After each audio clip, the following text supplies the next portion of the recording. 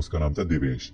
तो दिवेश काफी पढ़ाकू टाइप का था और टीचर्स पर उसका इंप्रेशन भी काफी सही था। साथ ही दिवेश हाउस प्रीफेक्ट भी था, वही प्रीफेक्ट जो बच्चों को असेंबली के टाइम लाइन में लगवाते हैं और कॉरिडोर खाली कराते हैं, हाँ वही। एक दिन स्कूल में एनुअल डे सेलिब्रेशन हो रहा था और शाम का टाइम था। मौसम एकदम ऐसा ना बारिश वाला था। हम ऊपर अपनी क्लास 11th ए में बैठ के चिल कर रहे थे और उतनी देर में अचानक से बारिश शुरू हो गई। तो बात करते करते में देवेश स्पूकी सी बातें करने लगा।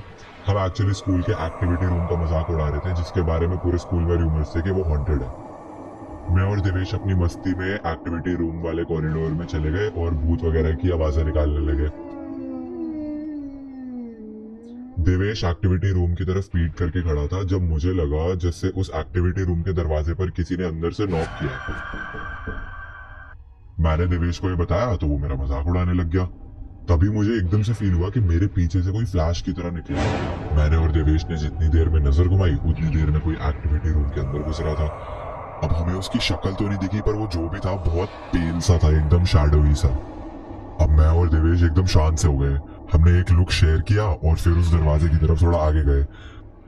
सच्ची बोलूं तो अब भी मेरे को हल्का हल्का सा डर लगने लगा था। थोड़ा आगे जाते ही हमको एक अजीब सी आवाज आई।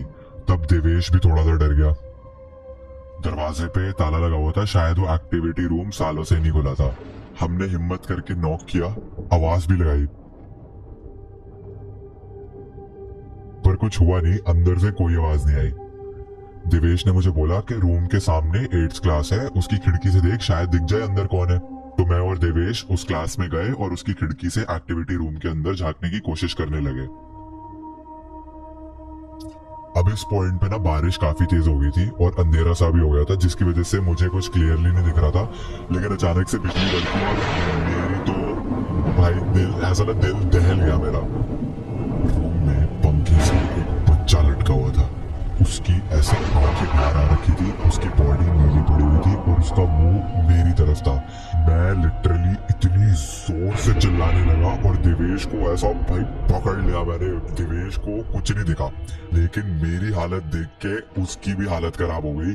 हमने डिसाइड किया कि नीचे जाके किसी टीचर को बताते हैं। तो हम अपनी क्लास टीचर को लेके एक्टिविटी रूम के पास गए और उसका ताला खुलवाया। जब मैम ने दरवाजा खोला तो अंदर नहीं था, कुछ भी नहीं था।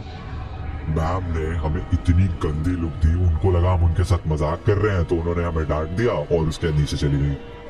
अब उस कमरे की नॉर्मल सी हालत देखकर तो हमारे ऐसे ना होश उड़े पड़े थे। हम जाने ही लगे थे कि एक्टिविटी रूम का दरवाजा ऐसा फट करके एकदम से बंद हुआ। शायद हवा की वजह से हो सकता है, पर हमारी फट चुकी थी और हम इतनी तेज वहां से भाग के निकले।